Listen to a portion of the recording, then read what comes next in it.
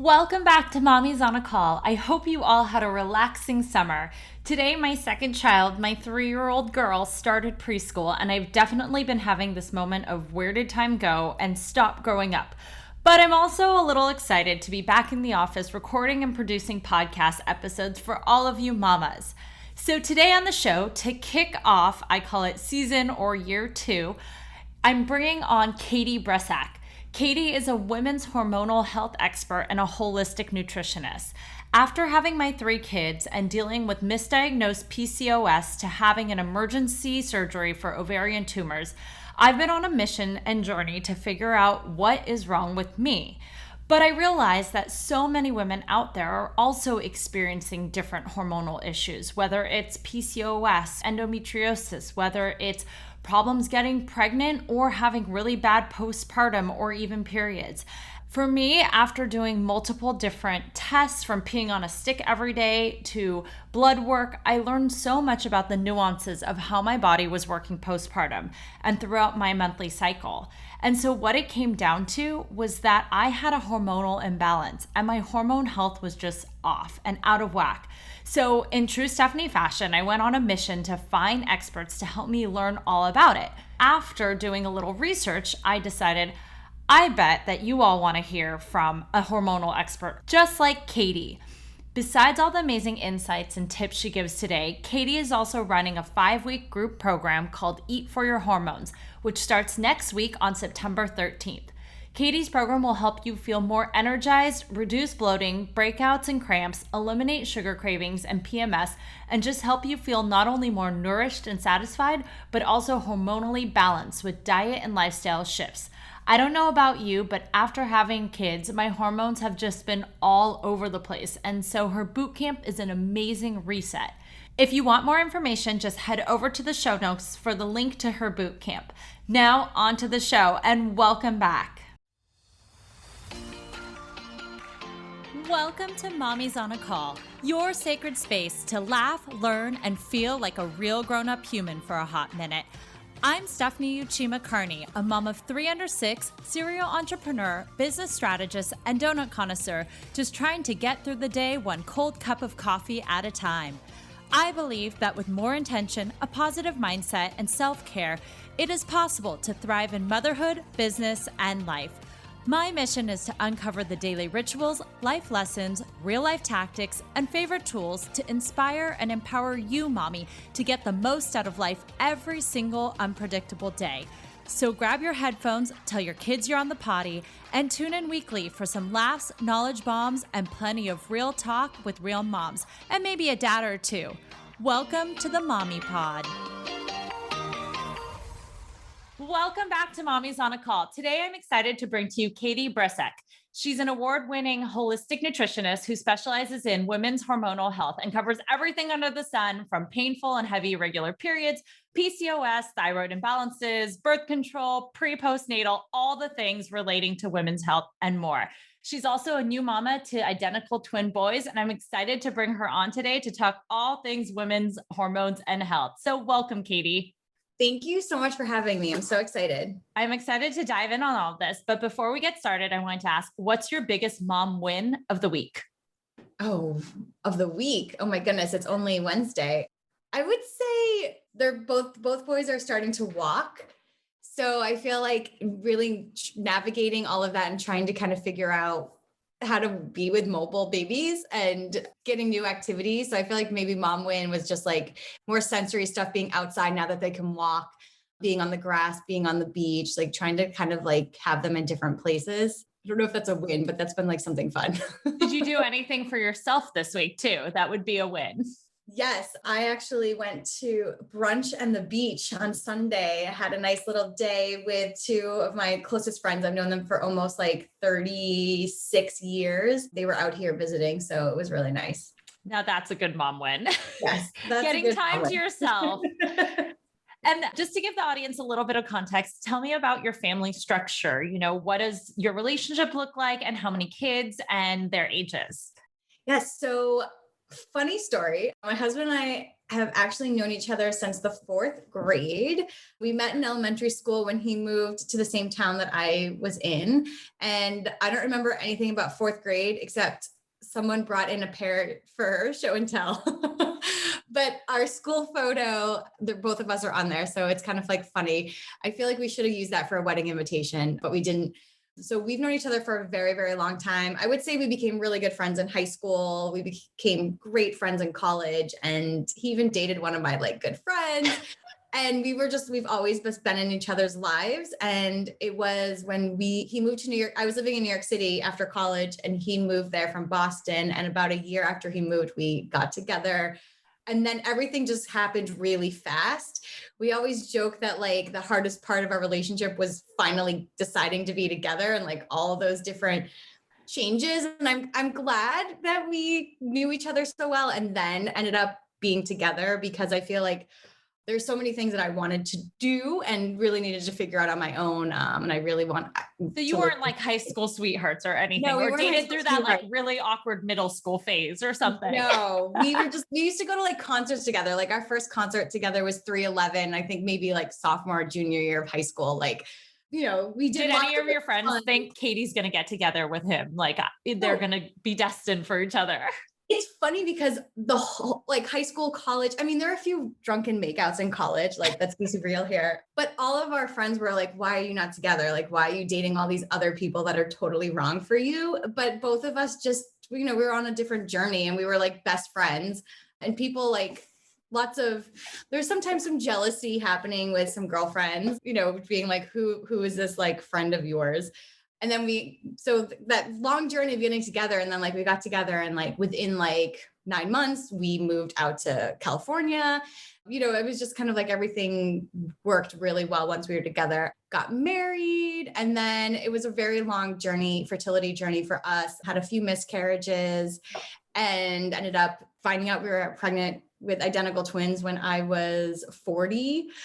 Was I 40 or 41? No, it's 40. Did you do any fertility, or was this just natural identical twins? Some IUIs. Okay. Yeah. Just because we had some miscarriages and just trying to like kind of figure out like, and then I wasn't getting pregnant. It's a very long story, but I had a DNC procedure done. And then after that procedure, had lots of painful sex. And apparently there was like lots of scar tissue there. And it took me a really long time to like find somebody who could actually like get up in there and actually get the scar tissue out. So in between kind of working with this practitioner, who's amazing, by the way, her name is Erin. She does myofascia release. Oh, so I was going to say that's amazing. I did that with a pelvic floor therapist after my 3rd C-section. I'm curious, did she remove any scar tissue or did she just work on massage? I feel like it was interesting because it took a few sessions for her to like find it. And then when she found it, I was like, oh my God, like that's it. This is the sensation that I'm feeling. And I feel like she must've just massaged it out, or like, I don't know how you dissolve. I wish I knew more of the technical terms. I'm so curious because I feel like after 3 C-sections, I have so much scar tissue. With each of my C-sections, she actually removed some internally. Oh, interesting. And because she saw it, she was just like, you have a lot of stuff here. So my procedures took longer. She kind of cut some out, but I feel like I felt the same. It's like the pain. This was all like, okay. Yeah. Interesting. So does she like go up in there? I'm curious about this because I'm sure there's women out there who have this. And like my doctor had told me, oh, it's like a hormone thing. It's like you're low on estrogen because you're breastfeeding. So painful sex is like normal because, you're not producing the thing. But I'm like, no, I swear I have something in there. Like it feels hurt. Because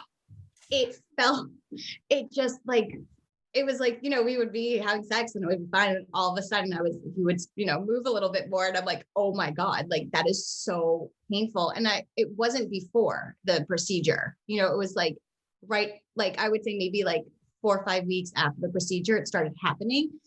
And I think that's honestly like was the most frustrating, challenging moment because every doctor was like, there's no such thing. Like that doesn't happen. I'm like, well, it was fine before. And they're like, oh, you're just stressed, get drunk. And I'm like, no, that's not what's going on here. Like, I know my body, like this is not happening. Yeah. And it was interesting because I did work with a pelvic floor physical therapist, but nobody was able to really get up in there. It was really deep. And So I'm curious, what do you like, not Google, or like what type of specialist do you go to see to get something like this done? Okay, so it's really interesting because my best friend from home is trained in this. So it's myofascial release, but you need someone that is a women's health practitioner. And there's like a Facebook group. There's a very limited amount of women that are trained in this. And she was able to like find somebody here Okay. that practices. Because people use myofascial release for like other things. Like Yes, they did it for my back, for shoulders. After breastfeeding, my back was messed up. So she would do things on my neck and like all over.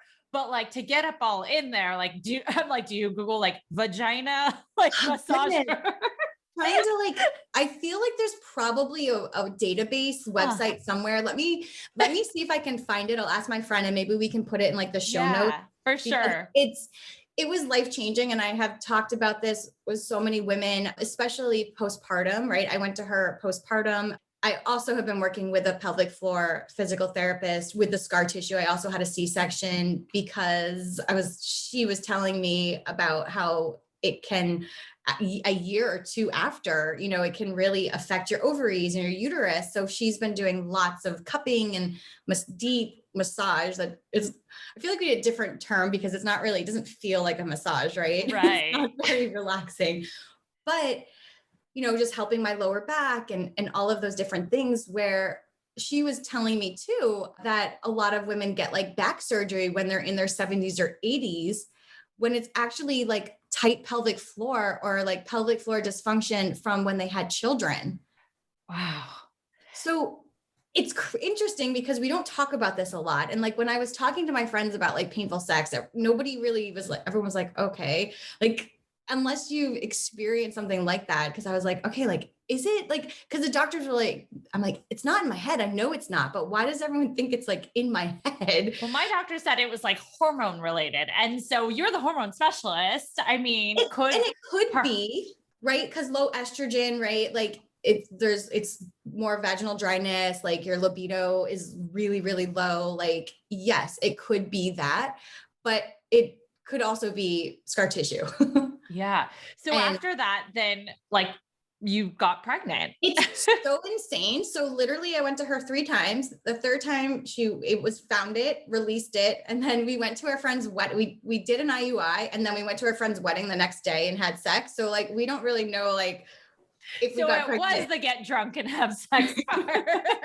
So like, we're like, was it the IUI or was it being at our friend's wedding? Like, who knows, right? We were just laughing about it because it was like instantaneous and being able to have sex again. And I'm just like, oh my God, okay. Wow. And then getting pregnant and being so sick, like apparently. Did you like apply any of your stuff that you teach your clients to your own life when you were going through all of this? Well, because you studied it the whole time and then now you get to live it. That's what's so ironic about it is that like every single thing that works for pretty much 99% of all the women I work with did not work on me. I was so sick. Apparently with twins, it's like triple the hormones. I hated all food. I had like visions of myself eating like all these amazing foods throughout each trimester and like what I needed to add in. And it was just survival. And my husband jokes with me now because I was like, literally like, I feel like I'm force feeding myself because nothing tasted good except eggs. And I really don't even like eggs. Like I'm not an egg person and all I could eat were eggs. And the boys love eggs. Like they're obsessed with eggs. They love them more than any food. So I'm just like, oh my God, it's probably all the eggs I ate when I was pregnant. It really does though go to show like flavors. Like I didn't believe that after I think my second kid, I was like, nah, I don't think so. But my third, I had Indian food. I never ate Indian food before because I don't like spice. I ate it. And now my 1-year-old loves like curry. It's so strange. She loves like butter chicken and like the flavors of Indian spices. And I'm going, this is so weird. My other 2 kids won't even touch it, but I digress. So your twins are now 1 year old. Yes. And did you feel like you learned kind of more about what you do in terms of like helping your patients by like living through this pregnancy? Oh my God, so much. I did not take this. I wore C-bands like for pretty much the whole like 9.5 months. I threw up on and off until I was about 7.5 months pregnant.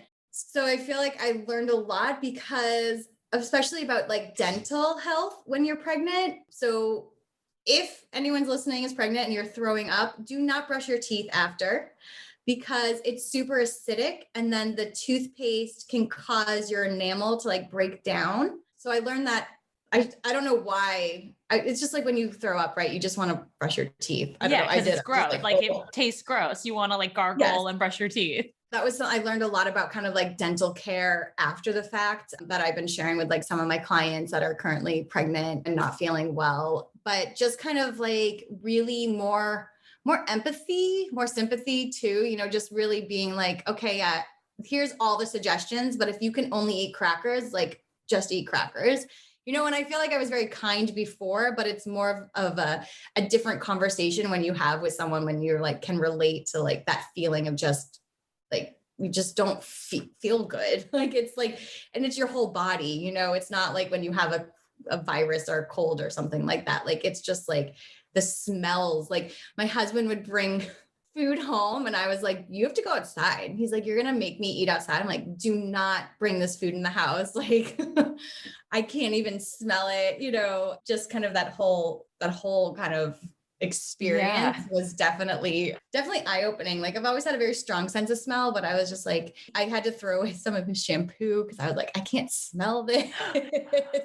Oh my goodness. But things have like now changed and shifted. Yes. I feel fine now. You know, like postpartum was definitely interesting. I think that as a society in general, I feel like I was just talking to my friend about this, about, you know, just having babies and birth and postpartum. I just feel like people are like, oh, people do it every day. Like you're going to be fine. And we really need to talk more about it and like share resources and talk about postpartum care with pelvic floor therapy, or even just the idea of like, you're going to feel more anxious because you have really, really low estrogen. And that's totally hormonally common, you know, because I was feeling super anxious after having the babies and just, you know, I mean, it was in the middle of COVID too. Yeah. So, you know, double the anxiety. And your first kid, and it double was the twins. feelings. Yeah, it was just like a lot. But then when your hormones are imbalanced, just because your estrogen and progesterone are so low, especially your estrogen, you're going to feel everything so much deeper. So I think that was definitely like a surprise to me about how obviously I was not expecting COVID. You know, like I knew we had the babies on April 2nd. So it was like right at the height at the beginning and nobody knew what was going on.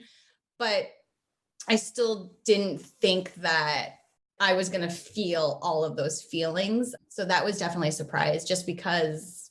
Yeah. Did you put on your like nutritionist, holistic, your health hat there and work with yourself, or how did you manage that? Like, what are some things like people coming out postpartum, feeling anxious, feeling maybe postpartum depression or stuff, and not realizing like, let's listen to our bodies. What are some of the maybe like things that they can do to change, just like simple things? Because we all know like having a newborn, it's hard to do pretty much anything. So what are simple things they can do to maybe regulate themselves? Yeah. So first, I think it's important to like be very kind to yourself. Like this whole unrealistic bounce back idea drives me insane. And like, you know, I see a lot of people on Instagram sharing, and all of our bodies are different, but I think it's like being kind, and we need to eat.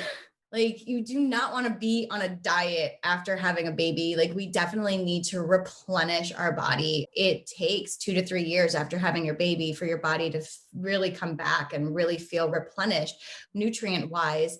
And it's really important those first 6 weeks, all postpartum, but especially kind of that 6-week period, you know, making sure you're eating enough protein, getting enough healthy fats in your body, lots of fiber, really easy to digest food. So like you mentioned before, like lots of curry is really good, lots of turmeric, but like soups and stews, bone broth is amazing with the gelatin and the collagen in it, but really making sure you're eating enough. I think a lot of times we're busy, right? There's so many things going on. We're paying so much attention to the baby or babies that make having somebody feed you. Like my husband's job, I was like, you just need to feed me because, and I was starving, right? Like producing milk and all of that stuff too. But lots of easy to digest food, especially if you've had whether you've had a vaginal birth or a C-section, right? Like bowel movements, being kind to that, right? But easy cooked food that's easy to digest is helpful. Lots of water. But in terms of hormonal balance, it's protein, fats, and fiber. Protein can be animal-based, plant-based protein, healthy fats, like lots of avocado, salmon, walnuts, olive oil, coconut oil, butter, and just cooked vegetables, like really trying not to eat like cold, raw foods, but really warm, nourishing foods as you're healing, right? And not trying to do too much, right? Like in a way, COVID was kind of nice because like we didn't go anywhere, got to really relax and lay in and just kind of really take care of myself. I mean, we all say like the fourth trimester. I mean, I had my baby in February, so right before it, and I always said like that fourth trimester, you're kind of in quarantine regardless, because you're waiting for the 2-month shots, or there's all the things going on. You're like, I'm not going to go out. I need to rest. I can't even drive if you had a C-section. And so I felt like that was the blessing of COVID. It was like, well, it forced me not to do it, but same. Yeah. Yeah. I mean, it was lonely because like nobody got to meet the babies, and it was felt very bizarre, but it was also like we really bonded as a family unit. And I think that has been really helpful to the babies and to our whole family of just having like being able to bond really quickly as a family unit. I think what you said earlier about being kind is really important to yourself, because a lot of times we feel like we're so focused on the baby, like, am I breastfeeding? Am I doing all of these things for them, that we ignore the like inner triggers that are happening within ourselves. Like, especially we forget, like you just went from being pregnant that took 9 months to build, 9.5, 10, whatever, however long you are, to having nothing. And that drop in hormones, like I forgot about that. Like just the emotional roller coasters. If you're feeling certain ways, like knowing you're not crazy and it might not just be sleep deprivation, it's actually physical. 100%. Like I was having like hot flashes and then I was freezing, and I got hives. Like I got postpartum hives, and I had never even heard of that before, but it was something to do again with hormones. And had I known like how to regulate that, I think it would have been better, but I didn't know what to do at the time. So I just kind of. Another thing too, I want to bring up, because I experienced this postpartum thyroiditis. I have hypothyroidism and Hashimoto's. So a lot of women can have at postpartum can have like thyroid imbalances. And if it's hard sometimes to be like, am I anxious because I just had a baby, or am I anxious because like my thyroid's really off? So I was working with my endocrinologist my whole pregnancy and then postpartum. But if you do not feel supported in your body or balanced in your body, and you really feel like something just isn't right, like go get your hormones tested, like your thyroid, 100%, like a full thyroid panel, your vitamin D, because if your vitamin D is really low, it can cause you to have mood swings, have a hard time sleeping, anxiety. So there's other things, and like really talk to your doctor about that. And sometimes they just say, oh, you're a new mom, like this is how you feel, but really listen to yourself and request additional testing, because I had to change my thyroid medication. Oh my God. I was getting my blood drawn, I think like every 6 to 8 weeks, because my thyroid, I kept going between hypo and hyperthyroidism. And that totally, it's like high and lows in your body. And it can be common. This postpartum thyroiditis can happen even if you haven't had, it's much more of a slimmer chance to happen if you don't have existing conditions with your thyroid, but it can happen to any woman postpartum just because you're depleting all of those nutrients and your hormones are all over the place. Well, it's interesting you said Hashimoto's, because I have, a girlfriend who has Hashimoto's, and she was trying to go kind of the natural route too. And I was wondering, has there been anything you've done changing in your diet and stuff that has really helped versus just taking more medication? Yeah. So cutting out gluten was probably the hardest thing. Like I grew up on bread and crackers. Like I'm a carbaholic. I love those types of carbs more than sugar, honestly. Like I always am like, are you a sugarholic or a carboholic? It's the same thing. But that was definitely challenging to me, but I felt better. It helps keep my thyroid in check. I just don't produce enough thyroid. So I haven't found like the magic holistic solution from my body, but there's lots of herbs, lots of different supplements that can help. Like B vitamins are really great. Your vitamin D, stress. We totally underestimate how much stress we're actually under, because I feel like as women, we just do things day to day just because we do. And then we look back, we're like, oh my God, like that was actually a lot in a day. So I think we underestimate that. That honestly is probably super, super challenging for me, but I'm always like checking in, like, okay, are you doing it too much? Like, are you feeling okay? But I think the gluten, really making sure I was getting enough protein. Their thyroid like thrives off of protein, making sure I was getting enough healthy fat, and obviously supporting my digestion is also key, and your liver when you have a thyroid, and anything with hormones, but especially like thyroid stuff. So I wanted to dive a little bit into the period side of hormones because, now I'm like, after being postpartum, my period finally came back after not having a period since like 2017. I don't know. I think I've gone like 4 years without one because I had 2 kids back to back. And it is like a disaster. Like I feel like it is just so heavy. It's different than when it was before I had kids. And I'm wondering like what is going on in, I guess, women's bodies after they have a baby that like causes these changes. I hear my friends having shorter cycles, heavier cycles, like all of these different things coming up. And is there anything we can do in our lifestyle besides like reduce stress, like other foods to eat or things to do to kind of help with those irregularities in our periods? Totally. The first thing that we all need to be mindful about is keeping our blood sugar balanced. Okay. So our blood sugar is so important. It's really the most important part of our hormones. And there's evidence linking like blood sugar surges lead to the insulin spikes, inflammation, hormonal problems. There's hundreds and hundreds of pages of evidence on this, right? Like I mentioned earlier, like a lot of us are not eating enough, or we're not eating at like the right times. So like intermittent fasting or the bulletproof coffee diet, and like a lot of these quote unquote diets out there are pretty much so it's a long story, but basically 2013, they were like, you need to do studies on women's health and include that within the bigger studies.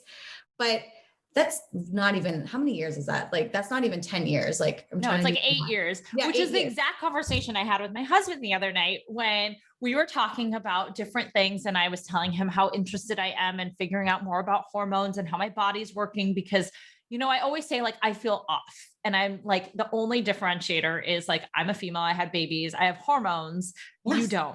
You don't. And so Yeah. we were talking about that, and we were talking about insulin and sugar and stuff. And I'm like, there's more to the puzzle. Like it has to match like your cycle and stuff. So I definitely want to hear more about that. Yeah. And so I'll share a little story, and hopefully my sister-in-law is okay with me sharing this, but basically after their first baby, they're like, my brother and sister-in-law are like, we're going to lose the baby weight.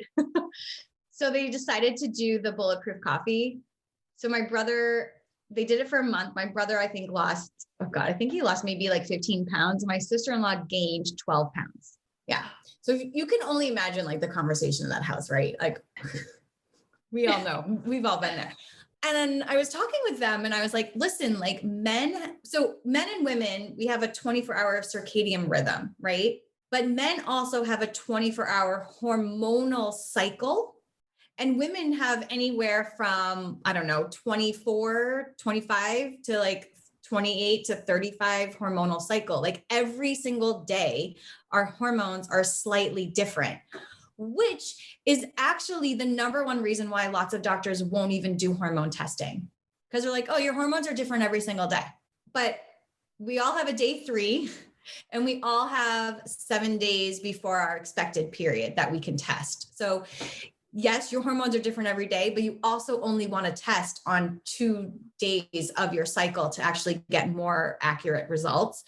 but our hormones are different every single day. So working with our bodies, right? Working with the phases of our cycle, with our energy levels, we can actually feel 1,000 times better. We can, if your goal is to lose weight, like they were doing that intermittent fasting coffee type situation, you can. But as women, it's so important to keep our blood sugar balanced, because if our blood sugar and our cortisol, which I call the bitchy bossy hormone, That's cortisol, amazing. right? The stress hormone, they mirror each other. So when you wake up in the morning and you jump out of bed and you're running around and you feel like you're in a tizzy and you don't eat and you just pump your body up with coffee, right? You go from like 0 to 100, right? And you're up here all day. And then you feel like this, you're like, you have the caffeine and then all of a sudden it drops your energy and you're like, oh, your body starts craving sugar. So you bring it up again. Then it's like, I want the caffeine. You're on this roller coaster ride. And with that comes the stress. And so if your blood sugar is off, your cortisol is going to be off, and vice versa. So I always am asking my clients, like, what came first? Like the sugar craving or the stress, or the stress or the sugar craving? And they're always together, but it's hard to kind of figure out like what's the root cause. And what I see often postpartum, or just in women's health in general, or just with women, just trying to lose weight and eating less and working out more. But what that's doing, it's really disrupting our metabolism, because with women, if we don't regulate our blood sugar and our cortisol is too high over time, too much cortisol, right? Cortisol will steal from progesterone, which is the hormone that's like has that calming effect in our body, to keep us going, right? So I know it's kind of like interesting. We're not getting chased by lions anymore, right? So that we have cortisol. But we are getting chased by toddlers. Yes. And like what they're saying, the research, like just with our phones, like anytime it dings or rings, like our bodies have that same stress response, because we're like, whoo, like we take kind of like a deep breath, or you look at your email and then you're like, ooh, do I want to like open this email? Like, is this person going to be nice to me? Like it has a similar stress response. So even though like we might not be in this like fight or flight stage, we are in like chronic stress, fight or flight, like with the little things that we're doing throughout the day. And if you don't have food in your body, especially protein, to kind of like protect your body from having that response of stress, it really can cause lots of long-term hormonal imbalances. But a lot of times what happens is it can affect our thyroid. It can cause our body to like steal from our progesterone. And then we become estrogen dominant, which is going back to your original question about the heavier periods, the cramping, the mood swings. So, right, blood sugar imbalance, stress imbalance, stealing from progesterone, becoming more estrogen dominant, excess estrogen in our system will lead to longer, maybe heavier, more painful periods. And like endometriosis or fibroids. I have friends who are like getting more fibroids now. Wow. Me too. Yeah. So we need estrogen, right? But we don't want excess estrogen, and we want a good ratio between estrogen and progesterone, especially as we age and we go through perimenopause. It can be a very easeful transition if we really focus on keeping our hormones as balanced as possible.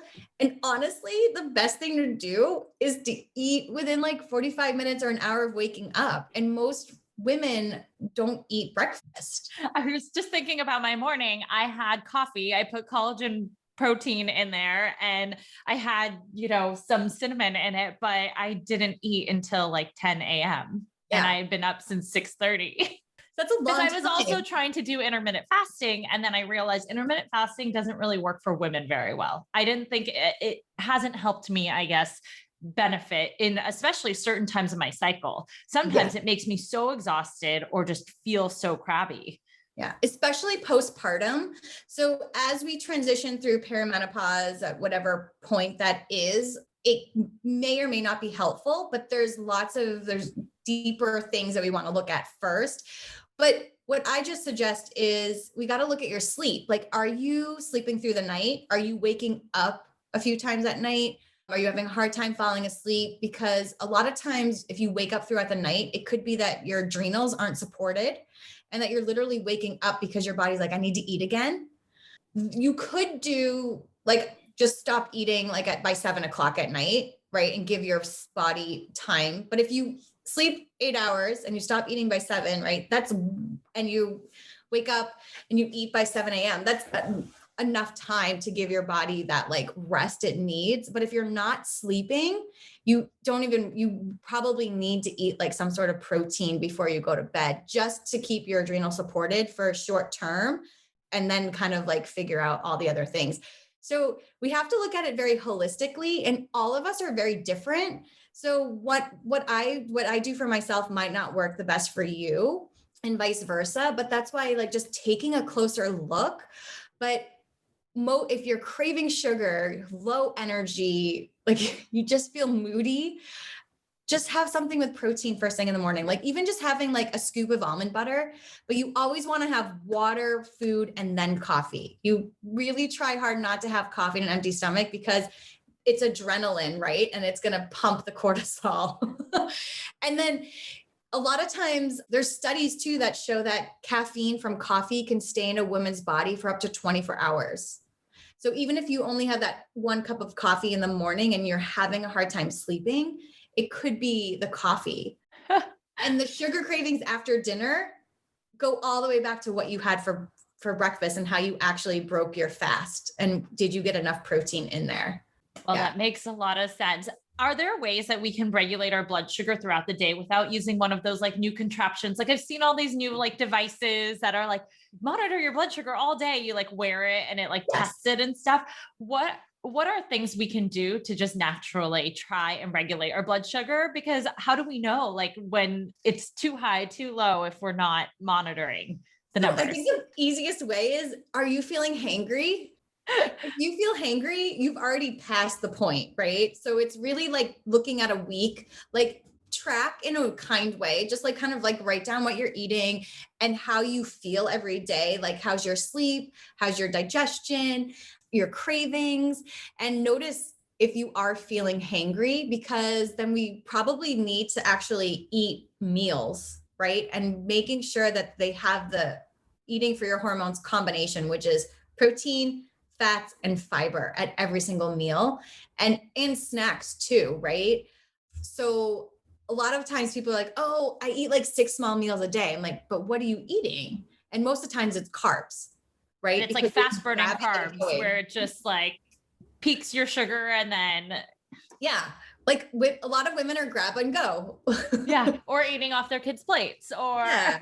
So it's like really making sure, maybe it's meal prepping, maybe it's doing a meal delivery service. Maybe it's just like, okay, you just add more nuts and seeds to something, or like you grab a handful of cashews if you're not able to like eat lunch right when you really want to. But it's really about proteins, fats, and fiber. And if you feel like hangry or super hungry, if you're not sleeping well, moody, like I feel like as women, we know when we're moody. Like I definitely was like that on Sunday. And I'm like, oh, did I not eat enough today? But a lot of times we think that a lot of women just reduce their calorie intake. And if we're not eating enough, that's actually not supporting our hormones as well either. So and I feel like that's for weight loss. Like people are like, oh, I'm just going to cut back or count my calories, but that's not necessarily the best for you. Yeah. So are there different, like if you're trying to lose weight versus you're trying to feel better, have more regular cycles versus you're trying to get, pregnant or manage your hormones for fertility, do you do different things? Like, do you eat differently? Do you change the way you do stuff to regulate those hormones? So it totally depends on like what's going on like internally a little bit, because oftentimes though, I do see like, I'm going to say it again, but like oftentimes in all those scenarios where women are not eating enough. Okay. If you're not eating enough, your body will not lose weight. If your estrogen's too low or too high, right? It's really hard to lose weight. So, and or fertility and or postpartum, like anything in general, like a lot of the times it's just getting the right foods and nutrients in your body. really focusing on sleep as much as you can. But I feel like sleep has kind of like been put on like the back burner, and it's really one of the top priorities.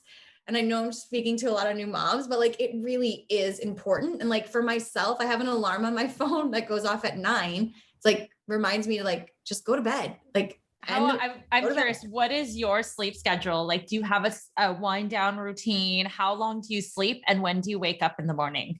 Oh my God. So I am very grateful because I thank God, no one in this house is a morning person. So we did baby wise, and I don't know, I have no idea why our babies love to sleep, but they like to go to bed at 6:30 and they wake up around like 7:45, 8.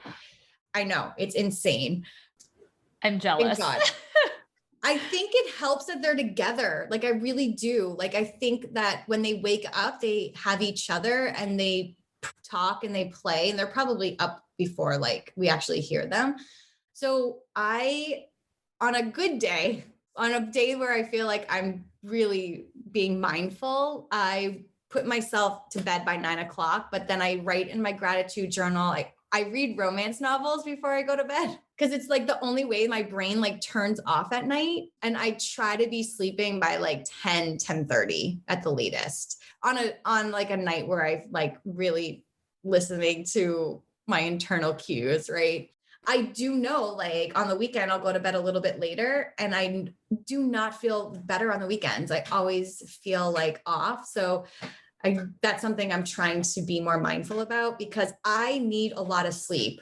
Most women do, right? But I've always been like an 8-hour minimum sleeper. I've never been able to get by with like 7.5, or anything less than that. Even now as a mom. Yes, especially now. Like, I know if I don't, because I was postpartum after I stopped like breastfeeding, my hormones were super off, like because the estrogen was so low and I was having horrible sleeping, and I was definitely like not myself, and I could feel that my energy was shifting and being with the baby. So it's like, I know that for me to be able to show up for the way that I want to in my family and my business, like sleep has to be a priority. And I love Netflix. Like, I love TV. So that's what usually keeps me up at night. Which apparently the blue light is terrible for you, but I still can't get out of looking at my phone. What I've been doing too, because May was Mental Health Awareness Month, and I was really being more mindful about my relationship with my phone. So I was putting my phone in my office at 7, shutting the door, trying not to look at it again. So not being on social media as much, really signing out of email at the end of the day. So I feel like that went away postpartum because I was just like up randomly and like trying to connect and like talk to people. So I've been really trying to kind of like wheel it in and kind of really be more mindful, because the phone honestly puts me in the worst mood. Yeah. It doesn't make me happy. So I'm like, why am I addicted to this thing? It doesn't do anything. What does your morning look like when you wake up?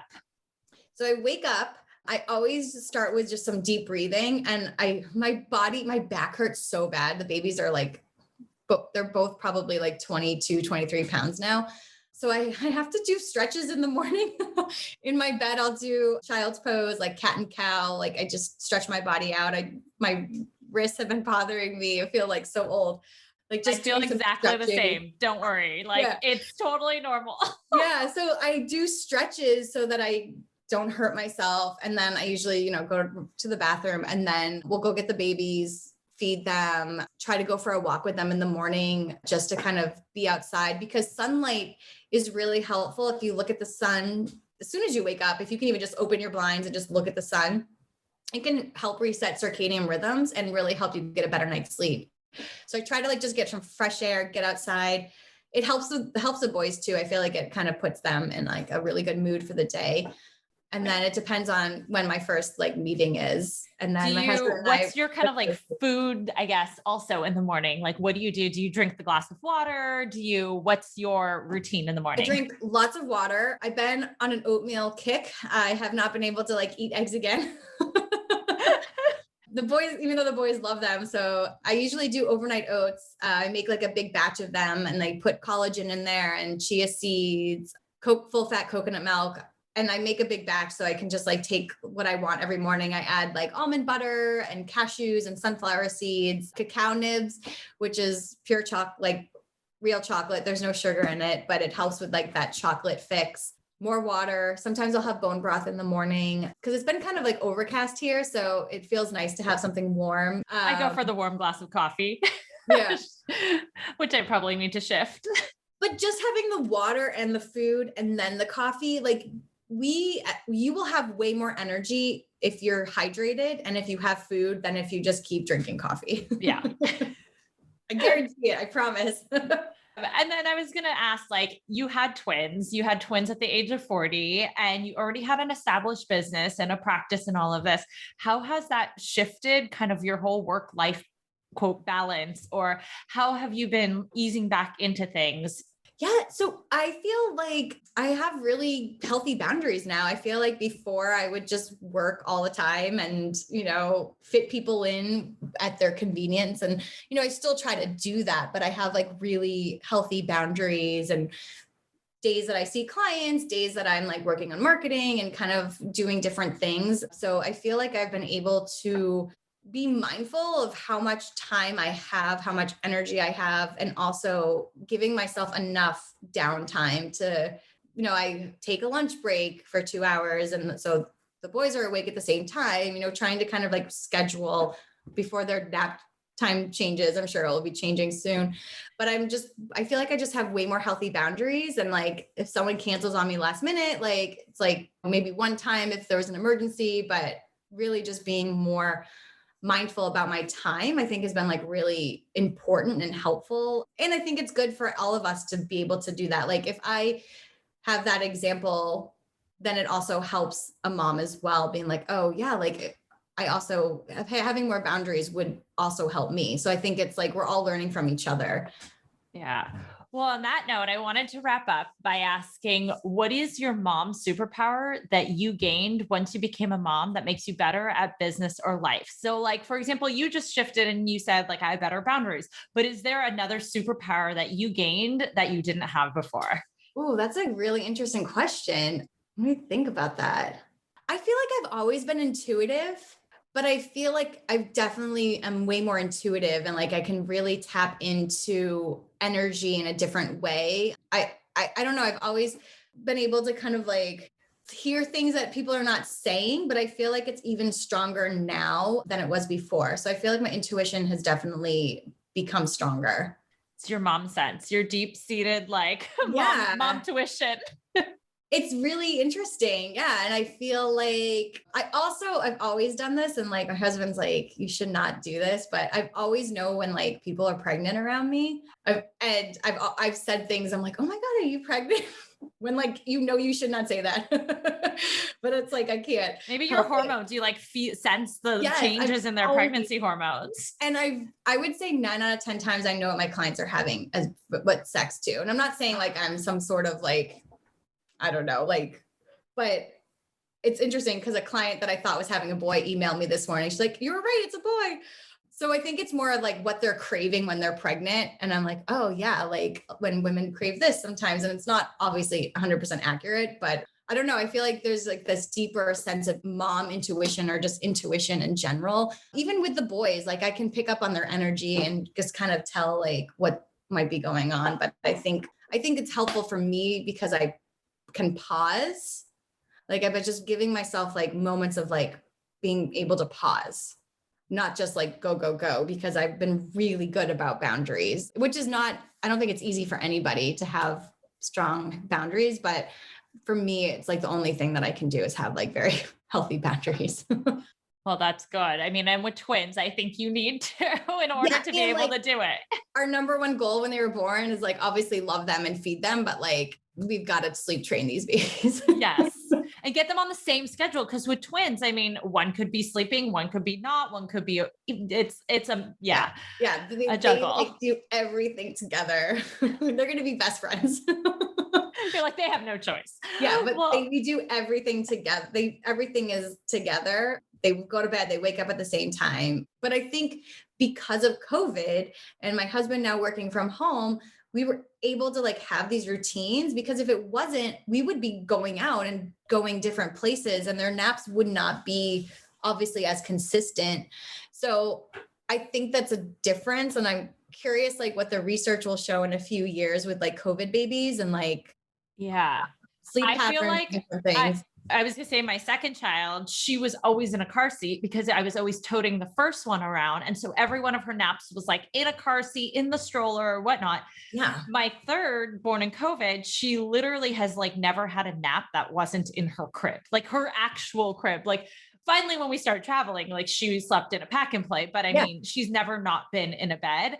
And then I noticed the difference in separation anxiety. My husband says that no, all our kids had it, but I feel like she's way more into because she's only seen like us, her siblings, like the grandparents, like she hasn't been out. Yeah. So I feel like her separation anxiety is a lot worse than my first two, but we'll see. Oh, interesting. I don't know. Yeah. When does that even start? Like how old?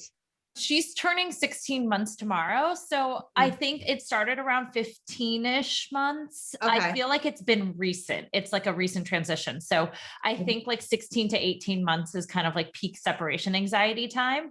So you're just on the cusp of that. It'll be interesting. It'll be interesting to see. Like, I don't know. Which is why my back hurts so much right now. I went through a phase where I could actually put her down, but now she literally wants to crawl back in me.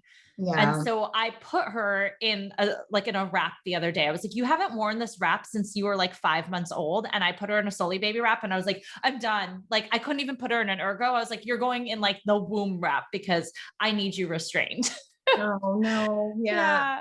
So, but anyway, I digress. But so where can we find you online? You can find me everywhere just at Katie Bressack. It's Bressack and it's just Katie with an IE. So you can find me Instagram, mostly Facebook. That's my website as well. Well, awesome. Thank you so much for joining today. I appreciate it. Thank you so much for having me. It was so wonderful. Thank you so much for listening to this episode of Mommy's on a Call. Your support means the absolute world to me. You can find the show notes for this episode and other goodies over at mommysonacall.com. And if you enjoyed this episode or have gotten value from the podcast, I would be so grateful if you could head on over to Apple Podcasts and leave a rating and review so that we can reach and empower more moms all over the world together. Thank you so much again, Mommy Pod, and I will see you here next time.